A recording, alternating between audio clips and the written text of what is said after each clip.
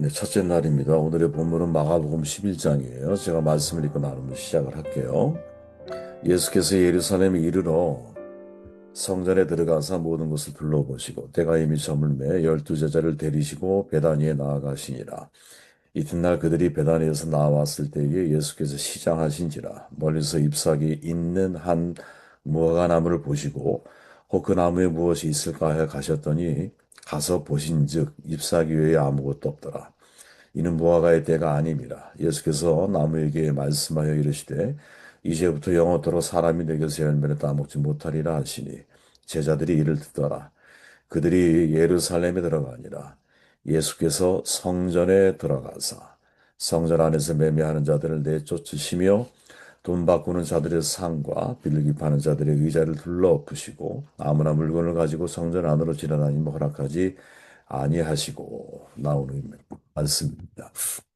신앙의 외식을 버려야 됩니다. 라는 제목으로 말씀을 나누도록 할게요.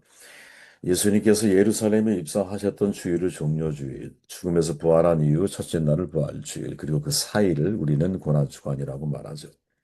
성경을 연구하는 분들은 복음서의 기록을 바탕으로 예수님의 마지막 일주일을 복원하고 그 의미를 찾아보려고 노력을 많이 해왔습니다.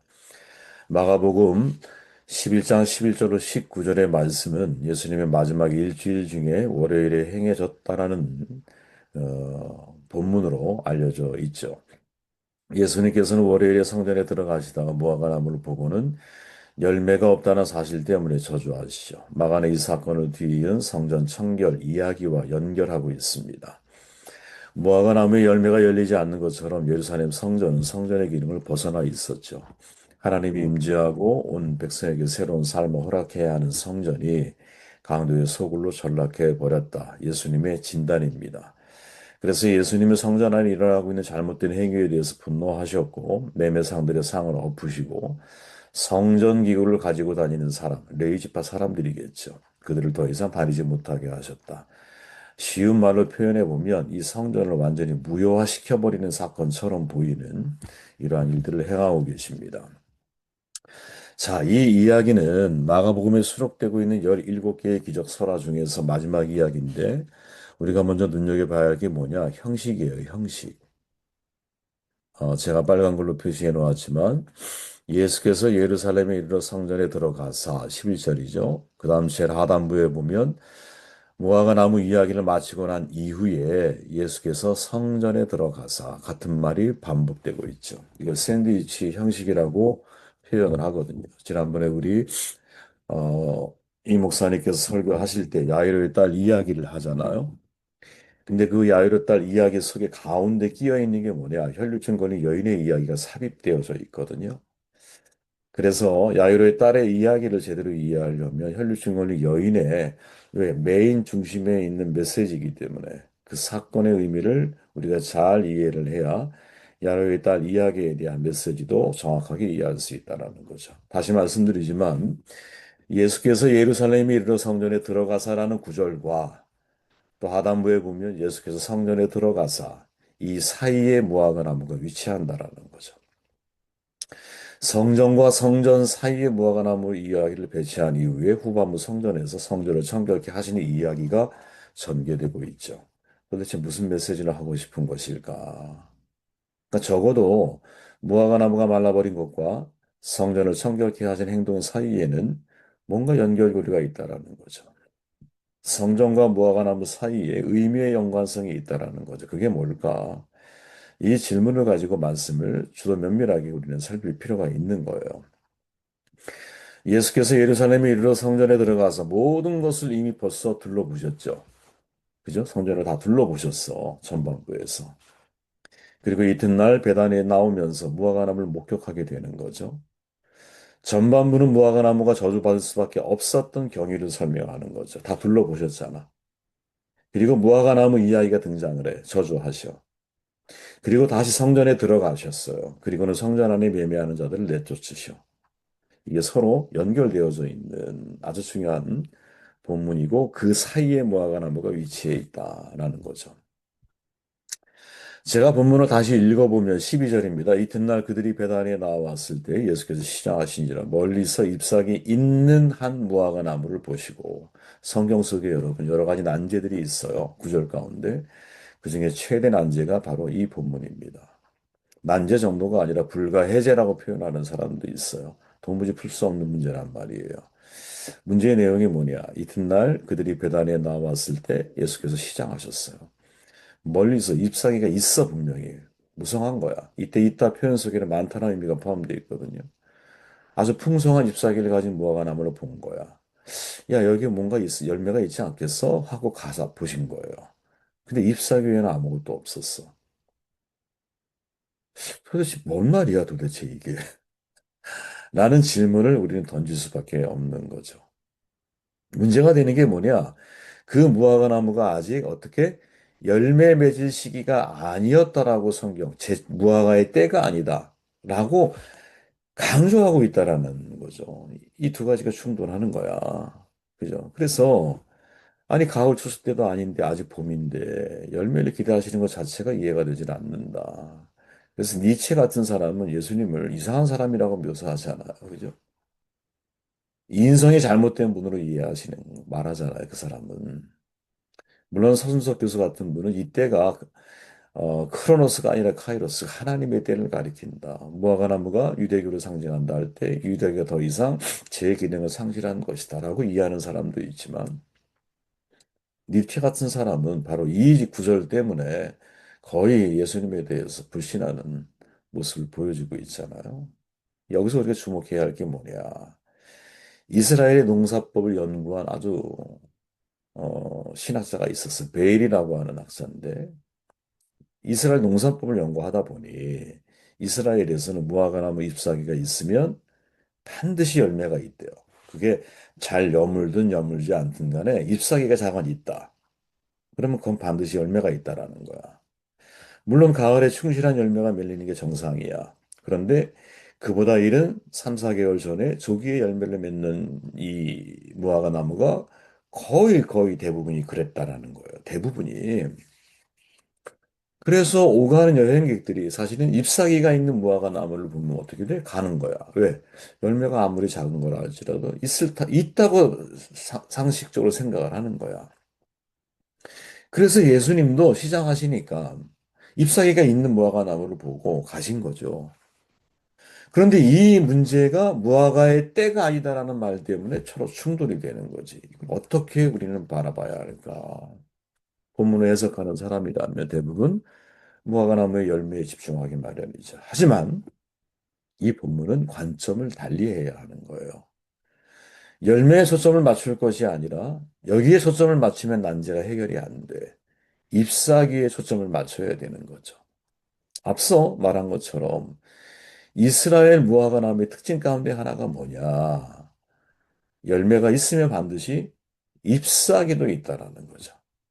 바꿔 말하면 무화과나무 잎사귀가 있다면 어김없이 거기엔 작건 크건 간에 여물 잘 여물었던 여물지 않았던 간에 어김없이 거기에는 열매가 있어야 한다라는 것이 이스라엘 사람들에게는 상식적인 이야기라는 거죠.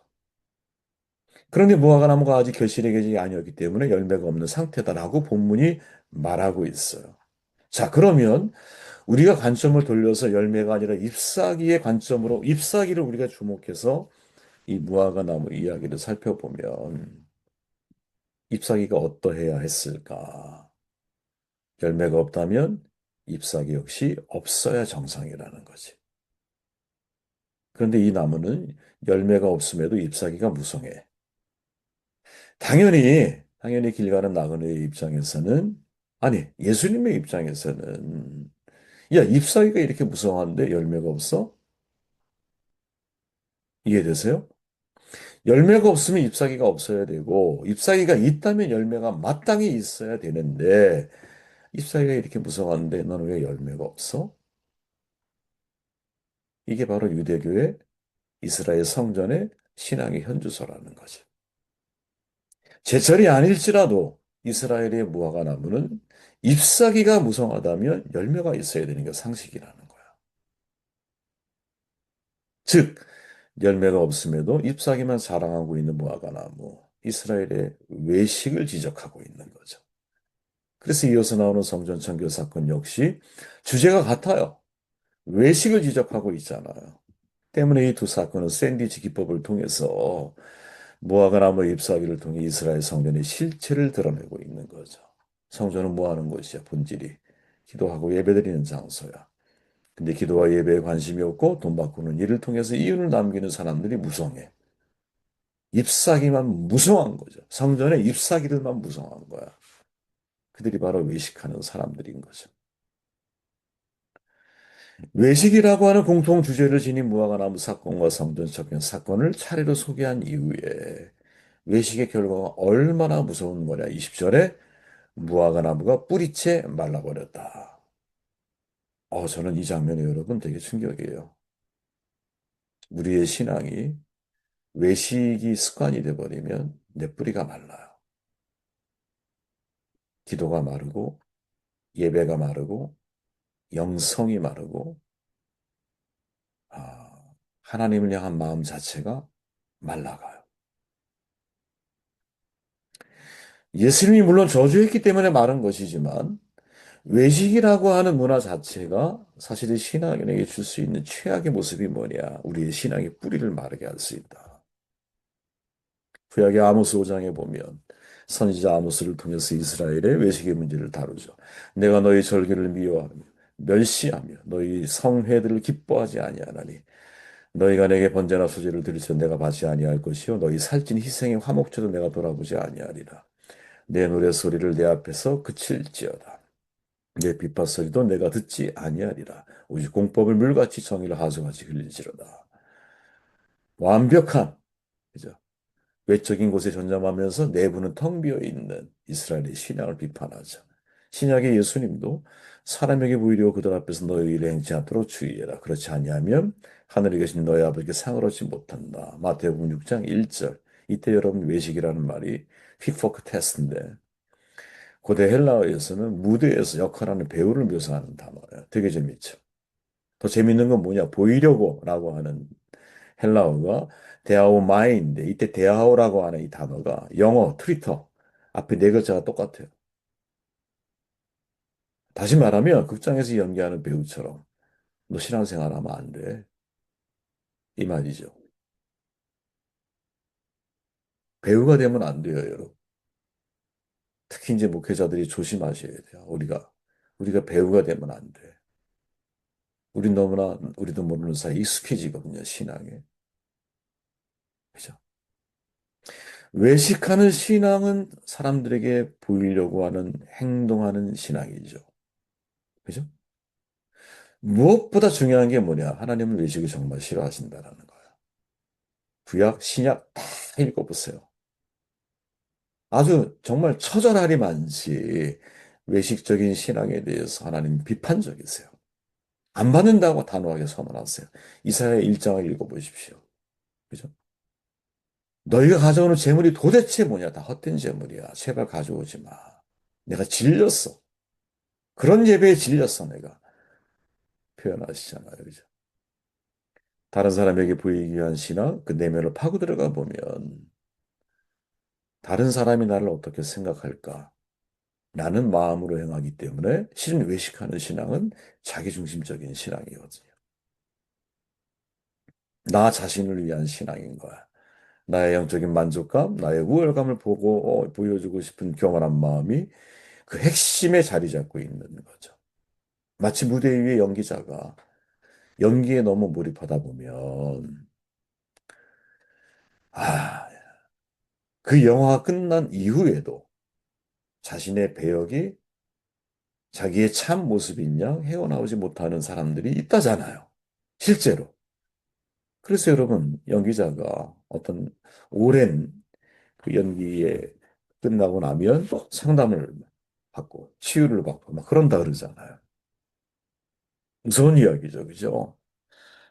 마치 외식하는 신앙은 우리에게 이런 연기자 신앙을 만들어줄 수 있다라는 거죠. 우리 자신을 정말 돌아봐야 돼요. 그렇기에 내가 진짜 믿고 있는 내 하나님에 대한 나의 마음, 내 것, 내 속이 겉과 속을 일치시키는 것. 앞, 뒤. 이것을 동일하게 만들어 가는 것. 내가 아는 것을 행동으로 옮겨 나아가는 것. 이 자체가 여러분, 그리스도의 남은 고난에 포함되어져 있는 고난이 아니겠나. 쉽지 않잖아요. 외식을 버리고 진실을 선택해 가는 것. 연기자가 아니라 본연의 나의 모습으로 하나님 앞에 나아가는 것.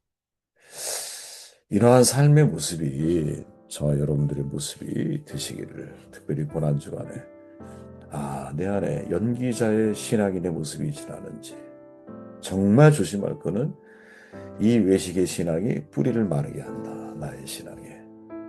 이것을 늘 기억하며 살아가는 저와 여러분들이 되시기를 바랍니다.